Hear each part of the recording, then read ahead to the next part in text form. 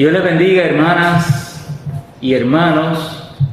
Bienvenidos y bienvenidas a este espacio de reflexión, de estudio y de diálogo bíblico, donde nuestras 4 congregaciones en Dorado Pueblo, la central en Bayamón, nuestra iglesia en Sonadora, cuyo pastor compañero José Matos está presente, y este servidor aquí grabando y transmitiendo hoy desde nuestra iglesia Discípulos de Cristo en Puerto Nuevo.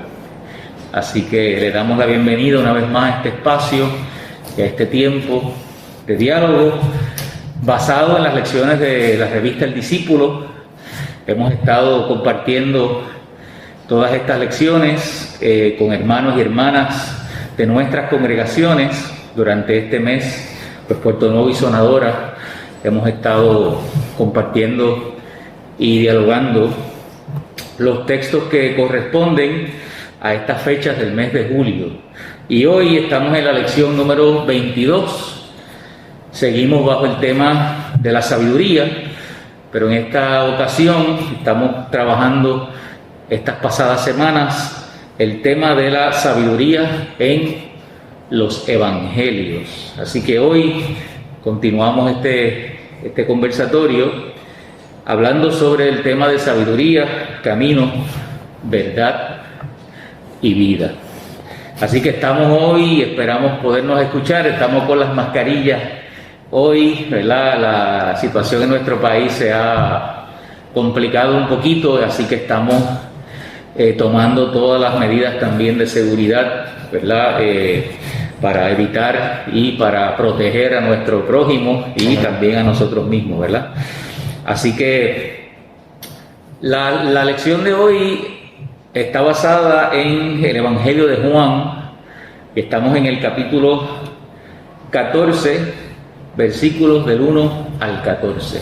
Y vamos a ir compartiendo y leyendo el texto bíblico y también haciendo comentarios y análisis del texto. Y queremos comenzar iniciando con el Evangelio de Juan, en ese capítulo 14, hacer lectura del primer versículo. Es un texto muy conocido, ¿verdad?, pero claro está, como afirma Justo González en la lección, es un texto que lo vamos a ver aplicando todo lo que hemos estado discutiendo sobre el tema de la sabiduría hasta el día de hoy. Y leemos la palabra del Señor ahí en Juan 14, versículo 1. No se turbe vuestro corazón, creéis en Dios, creed también en mí. Es importante, José, quizás poner un poco en contexto de manera breve este relato. Sabemos que Jesús está encaminado hacia Jerusalén y está aproximándose a la hora de su muerte, ¿verdad?, y de su crucifixión. Y sabemos que ya pasada la entrada triunfal a Jerusalén, en el Evangelio de Juan hay un discurso largo, ¿verdad?, una experiencia larga, un diálogo largo de oraciones y de afirmaciones y de enseñanza que Jesús tiene con sus discípulos precisamente antes de llegar a Jerusalén y antes de su experiencia de juicio y eventualmente de crucifixión. Por lo tanto, esto es como una despedida prolongada, donde Jesús está dejando y afirmando cosas importantes para la vida de sus discípulos, y donde Jesús está también tratando de un poco fortalecerlos, ¿no?, y consolarlos y ayudarlos en medio de lo que va a ser una transición muy difícil para ellos. Así que ese es el contexto ahí del Evangelio, y nos hace pensar, y con esto quisiera hacer un primer comentario, que hay experiencias y momentos en la vida, en los tránsitos de la vida, donde nosotros sentimos que la incertidumbre, la confusión, no tener seguridad en lo que va a ser el futuro, de momento, ¿verdad?, como que se apodera de nosotros. Y en esos tránsitos de la vida, una de las cosas que me parece que la lección nos invita a mirar basado en el tema de la sabiduría, pero no hay otra cosa en primer lugar que uno pueda hacer que creer, ¿verdad? Hay una petición de parte de Jesús diciéndole a sus discípulos: no se confundan, no se turban, crean en mí, ¿verdad? Porque hay momentos en la vida donde lo único que podemos hacer es creer, ¿no? Es la fe quizás la única herramienta que nos sirve para poder pasar un momento, ¿verdad?, de incertidumbre y de confusión en la vida. Y en ese sentido, por ahí, en ese contexto de incertidumbre, en esa petición de Jesús de creer, de tener fe, de tener confianza en Él, es que vamos a mirar este texto y vamos a mirar ese tema de la sabiduría. Amén. Este pasaje bíblico al cual nosotros pues estamos haciendo referencia cae en un momento preciso, porque individualmente muchos de nosotros y nosotras posiblemente haya tenido momentos en donde estemos inquietos, en esta versión inquieto, en otra versión angustia, en otra versión no se turben, ¿verdad? Eso es lo rico de las diferentes versiones que nos dan esa gama más, ese macro más amplio, y podemos así nutrirnos. Y socialmente nos encontramos un momento en donde estamos todos angustiados porque no sabemos, como tú mencionabas ahorita, cuál será el próximo paso en el futuro, cómo estaríamos en el mañana, en medio de unos tiempos complejos, unos tiempos que en realidad nos llaman a reflexionar como individuo y como pueblo. Y estos discípulos, como tú bien pues comentan, Jesús al final de ese capítulo 13 le dice: a donde yo voy no me pueden seguir, no pueden ir conmigo. A ver, ha estado con su maestro, ha estado con su rabí todo este tiempo, y ahora hay un momento de despedida. Eso a cualquiera, todos los que hemos tenido pérdida, yo entiendo que todos en cierta forma hemos perdido algo, siempre nos va a provocar un momento de angustia, un momento de turbidez, como ponerlo así, un momento en realidad que no sabemos cómo vamos a afrontar esta nueva realidad, esta crisis. Y ahí me gustan las crisis porque aprendemos de ellas, ¿sabes? Pero lo digo a mis 46 años. Antes no, como que a uno no le gustaba que las crisis vinieran muy seguido a nuestras vidas. Y desde ese punto, pues Jesús les reafirma: no se inquieten, crean en Dios, crean en mí, poniendo afirmación, palabra de afirmación a todo lo que Él ha enseñado, le ha inculcado en este tiempo y en este caminar, los del camino, pues han podido, pues básicamente ahora poner en función todas esas palabras que Jesús le inculcó, le enseñó, se las apropió. A mí me parece eso, José, es una petición de Jesús a sus discípulos a que confíen en el proceso. O sea, confíen en lo que hasta ahora han vivido, lo que han aprendido, lo que han recibido de Él, y confíen que esto a la larga, ¿no?, va a resultar para nuestro bien. Así que es como un llamado a confiar. Cuando dice crean en mí, es un poco, ¿verdad?, crean en lo que tienen de frente, en lo evidente, ¿verdad?, y en el proceso que hemos tenido juntos. Amén. Después de ahí, de ese versículo 1, que literalmente es la base de los próximos versículos que vamos a estar dando lectura, y también ese versículo 6, que ya mismo vamos a entrar sobre él. Estoy aquí utilizando mi teléfono porque se me quedó mi libro en la casa, así que dice la versión Reina Valera: en la casa de mi Padre muchas moradas hay. Si así no fuera, yo os lo hubiera dicho. Voy pues a preparar lugar para vosotros. Y sigue ese versículo 3. Y si me voy y os preparo el lugar, vendré otra vez y os tomaré a mí mismo, para que donde yo estés, vosotros también estéis.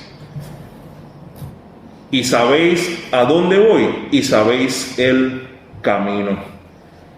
Cuando uno lee estos versículos que en cierta forma en aquel espacio, yo imagino que cuando el Señor le reafirma, crean en mí todavía, me imagino que al mirarlo ve esas miradas de incertidumbre y tiene que reafirmar a estos discípulos, como nosotros cuando le decimos a uno de nuestros,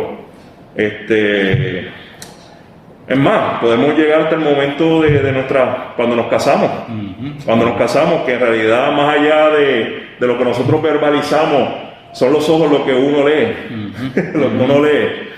Y cuando Jesús le menciona en cierta forma, en mi casa de mi Padre, eso es como algo interior, algo que en realidad le está, como lo escribo así, en cierta forma, es como una expresión de protección. ¿Sabes? No es que yo voy a preparar una casa al lado de la casa de mi papá. No, es que en realidad, adicional a ese momento de inquietud, le está diciendo, no se preocupen, porque en realidad yo siempre estaré con ustedes. Siempre les protegeré. A ver, ese lugar íntimo el que el Señor nos ofrece, en donde vamos a estar en la misma casa donde el Padre vive, donde el Hijo mora. ¡Wow!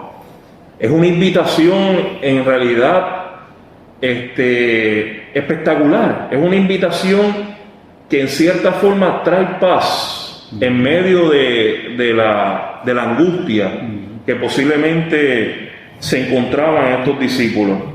Y les dice también que el lugar es amplio, ¿sabe? Que no solamente es a los 12, sino que la invitación es a nosotros también, de que estamos también invitados a ese lugar, a esa intimidad, a ese momento de compartir de protección que el Señor nos da y que a la misma vez es diverso, es distinto, porque todos pueden tener acceso a nuestro Padre, todos pueden tener acceso a nuestro Dios, a nuestro Señor, a nuestro Creador.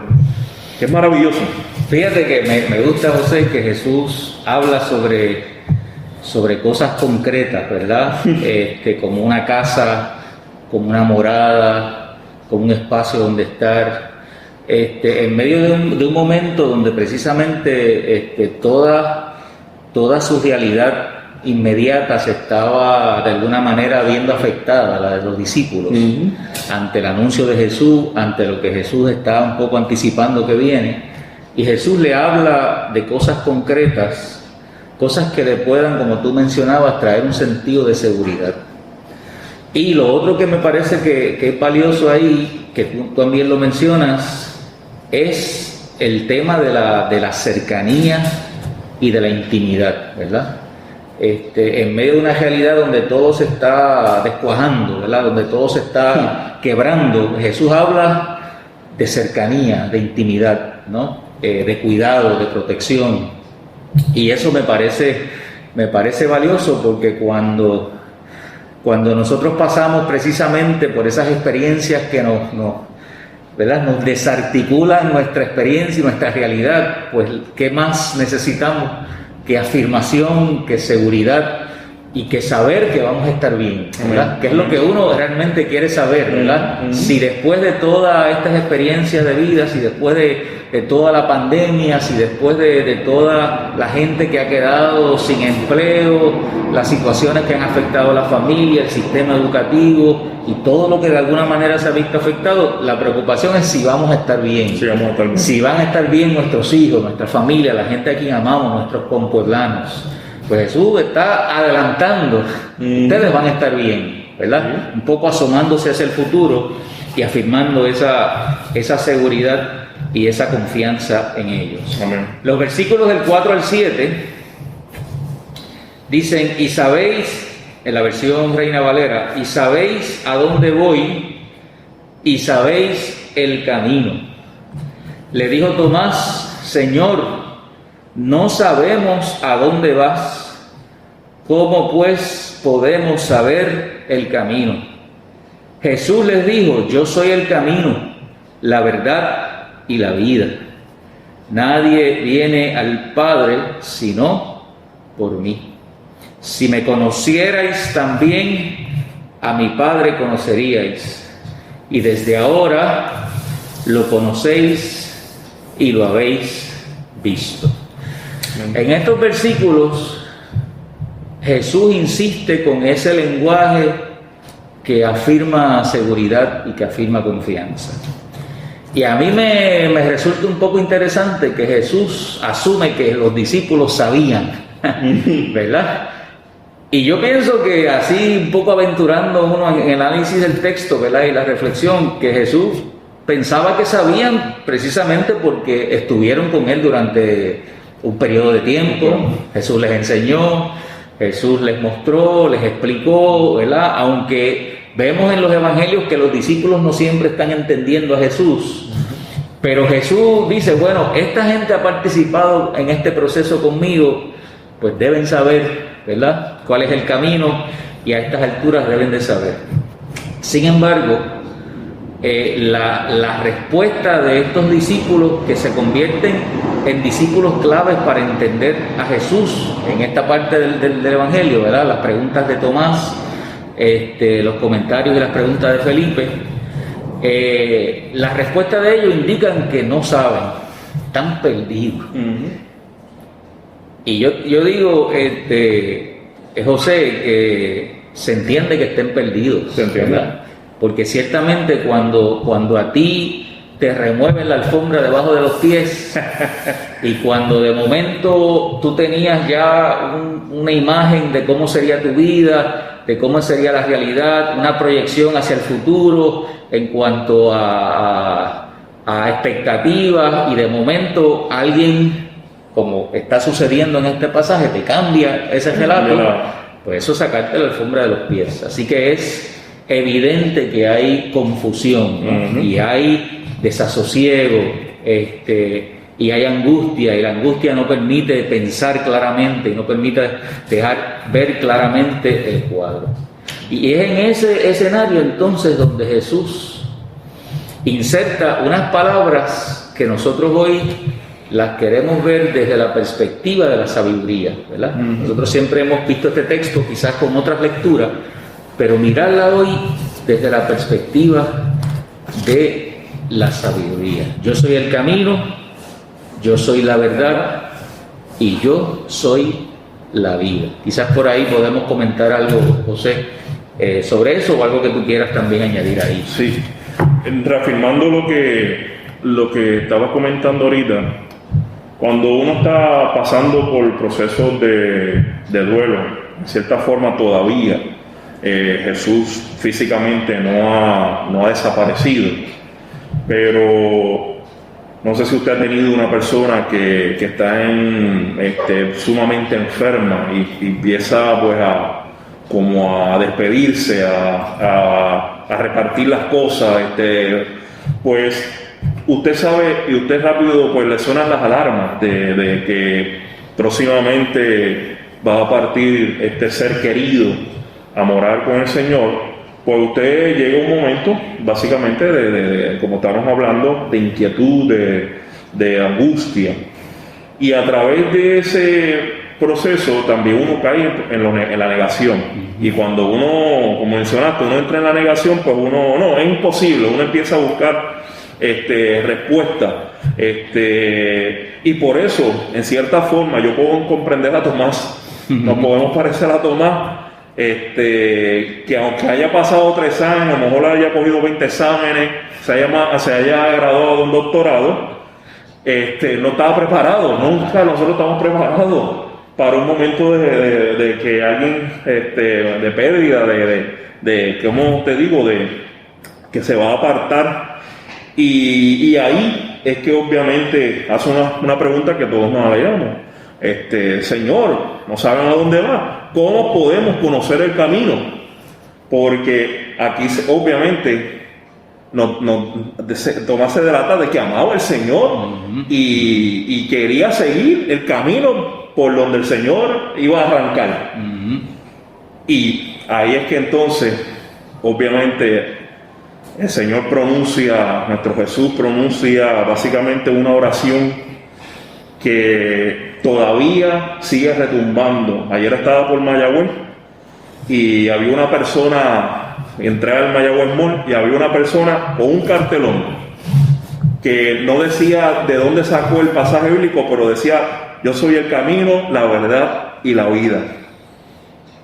Y cuando yo vi a este señor parado simplemente con ese cartelón que hemos visto y que muchas personas ven por ahí, Dios es amor, rápido me recordé de esta grabación, pero me recordé y me trajo a memoria de que en esos espacios en que nosotros estamos caminando en estos precisos momentos, el Señor es nuestro camino, es la verdad y es nuestra vida. Definitivamente, a mí me parece que ese asunto del camino que Jesús menciona tiene que ver con ruta de vida, con mapa de vida. Pues yo creo que la pregunta que le está planteando el discípulo, ¿cómo pues sabemos el camino?, ¿verdad?, tiene que ver más con cuál es la ruta de vida, ¿verdad?, cuál es el mapa a seguir en ese sentido.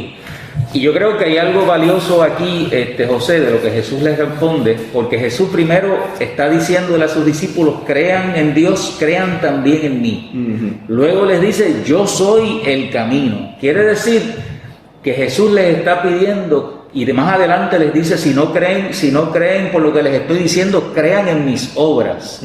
Así que lo que Jesús está diciendo de alguna manera precisamente es que su vida, ¿verdad?, sus acciones, sus decisiones, sus compromisos, todo lo que Él hizo, todo lo que Él dijo, toda su experiencia de sanidad, de enseñanza, de formación, Él es el camino, ¿no? Su vida es la ruta, ¿verdad? Su vida es el camino, su vida es el sendero. Y en ese sentido se parece mucho, afirma Justo González en la lección, se reafirma esas palabras de camino, verdad y vida, se parecen mucho a lo que el Antiguo Testamento y los libros, y el Primer Testamento y los libros de sabiduría se refieren al tema de la sabiduría, ¿no? Así que en ese sentido Jesús, su vida es ruta, es sendero, es camino, porque en ese sentido Jesús encarna con sus acciones lo que es la sabiduría, ¿verdad? Y sus acciones se convierten en mapa de vida y en ruta para los seres humanos, ¿verdad? Cuando la gente dice que se ha encontrado, y es el caso del testimonio nuestro, ¿verdad?, que uno ha tenido un encuentro con Jesús, más allá de uno afirmar una experiencia mística, una experiencia profundamente emocional, significativa, que todo eso es parte del proceso, pero lo que uno está diciendo es también que uno se ha encontrado con un nuevo mapa de vida, aleluya, con una nueva ruta existencial en la que Jesús y su vida y su testimonio definen esa ruta. Y obviamente decir que Él es el camino, obviamente decir que Él es la verdad, ¿verdad? Y esto es una afirmación valiosa, porque para los que afirmamos la fe en Jesús, Jesús es la verdad, ¿verdad? Y con eso nosotros no estamos negando ni cerrándonos a entrar en diálogo por lo que puedan ser otras afirmaciones de verdades, pero nosotros afirmamos que Jesús es la verdad, ¿no? Es la verdad para nuestra experiencia de fe, es la verdad para nuestra existencia, para nuestro ministerio, para nuestro quehacer. Jesús es la verdad, ¿no? Porque precisamente su vida como camino y como ruta de vida hacen que esa ruta y ese camino y esa forma de vivir se convierta en verdad, ¿no? En verdad en términos de principios, en términos de valores, en términos de enseñanza. Y obviamente junto a la verdad Jesús es la vida, ¿verdad? Y la vida definida en su no como biología, sino la vida como proyecto, ¿verdad? Como proyecto amplio, existencial, con contenidos particulares, con afirmaciones éticos y morales particulares, con dirección y con espiritualidad particular. Así que esa frase de Jesús es tan extraordinaria, ¿no? Y tan abarcadora. Amén, amén. Este pasaje no se divorcia obviamente del Evangelio en su totalidad. Y usted ve muchos papeles en esta mesa, es que me di a la tarea de definir en cierta forma, como está mencionando Carlos, qué es para Jesús el camino, qué es para Jesús la verdad y qué es para Jesús la vida. Y cuando uno se hace esa pregunta, podemos contestarla básicamente de nuestra experiencia que tenemos con el Señor y nuestro caminar. Obviamente el Señor nos ha permitido madurar, pero el Evangelio de Juan nos da varias pistas. Podemos ir al capítulo 1, un ejemplo, los versículos, no voy a leerlo completo, pero los versículos del 1 al 4 dice: al principio existía la palabra y la palabra estaba con Dios. Estoy utilizando la Biblia de nuestro pueblo. Y la palabra estaba junto a Dios y la palabra era Dios. Ella existía al principio junto a Dios. Todo existió por medio de ella y sin ella nada existió de cuanto existe. En ella estaba la vida y la vida era la luz de los hombres. O sea, que ya ahí en cierta forma nos está contestando que la vida es luz, no es oscuridad, es luz. Es que nosotros seamos luz y seamos luz en nuestro entorno. Podemos también buscar en el capítulo 3, versículo 16, que eso está por ahí y lo tenemos hasta una taja, lo tenemos en cierta forma, y esta versión me encanta. Tanto amó Dios al mundo que entregó a su Hijo único para quien crea, como Él nos está pidiendo que creamos, pues Dios, el autor del Evangelio nos está diciendo que entregó a su Hijo único para quien crea en Él no muera, sino tenga vida eterna. ¿Sabe? Que ya no es una vida terrícola, sino también una vida celestial, una vida en donde estaremos en los reinos de los cielos. Pero también no nos cancela el que tengamos vida y que seamos luz en este proyecto, en esta realidad puertorriqueña que estamos viviendo, familia. ¿Sabe? También nos dice que en el capítulo 8, versículo 32, conocerán la verdad y la verdad los hará libres. En otras palabras, la verdad es que en realidad nosotros vamos a ser libres en el Señor. La libertad para Juan es que nosotros no tengamos mancha, no tengamos pecado, ¿sabes? Y es imposible humanamente el que nosotros podamos libertarnos de nosotros mismos del pecado. Más allá, lo que nos dice Juan es que el Señor entregó su vida y aquellos que crean van a tener vida, van a tener la verdad, vamos a ser libres en su verdad. Y así sucesivamente llegamos hasta este capítulo 11, versículo 25, no lo voy solamente estoy reafirmando cómo en realidad esta oración nos dice tantas cosas, no solamente se adentra a esta pequeña oración, sino que es todo básicamente el Evangelio.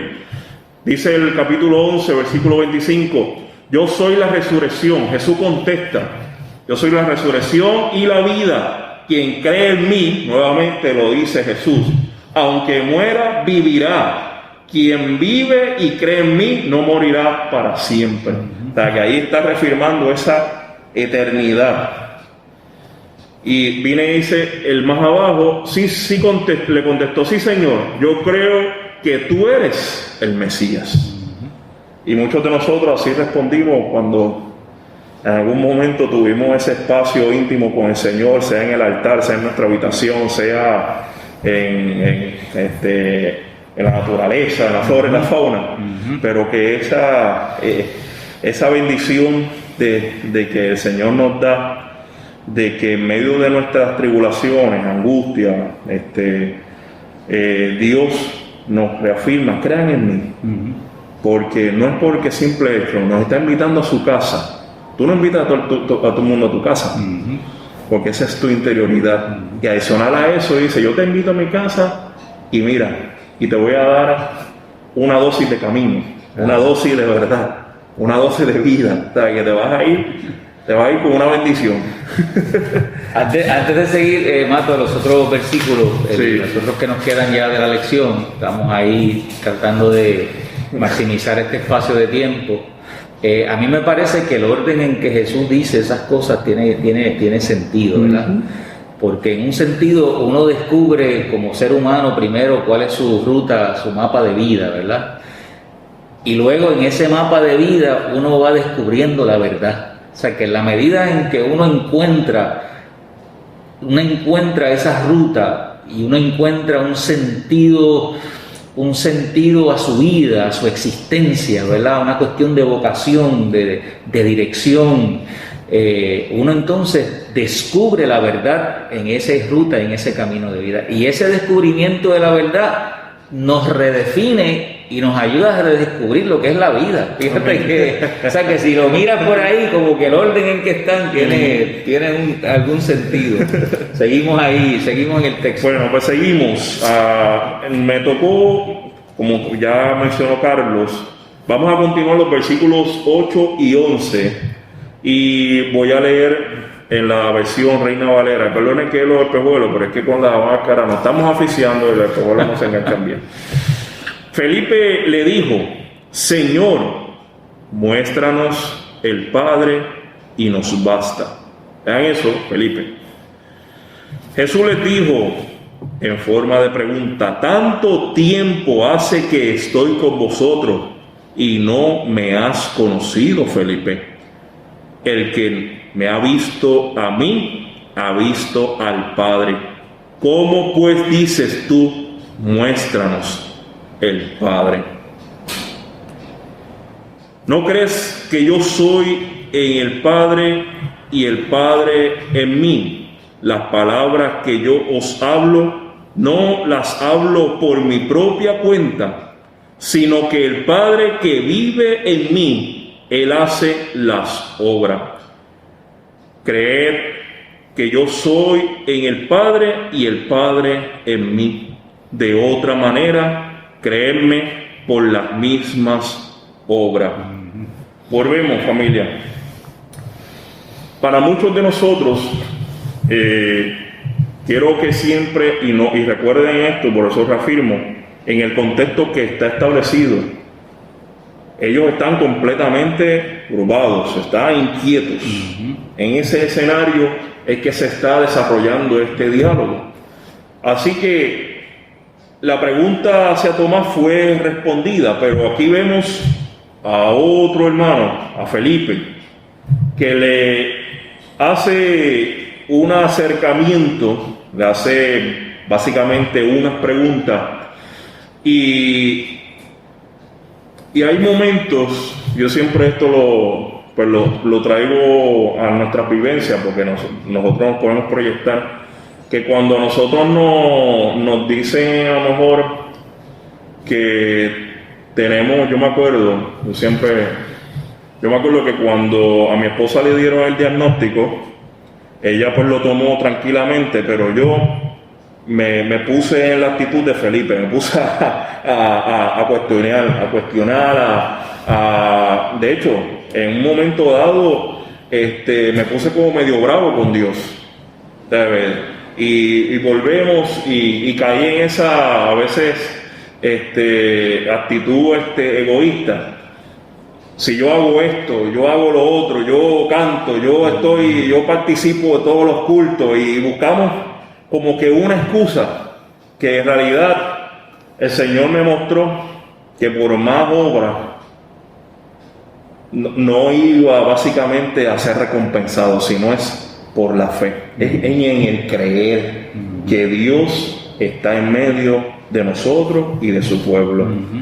Y probablemente Felipe está pasando por esa misma circunstancia, ¿saben? ¿Cómo va a ser? ¿Cómo va a ser? Y entonces, ¿qué sucede? Viene Jesús, en cierta forma, en el versículo 11.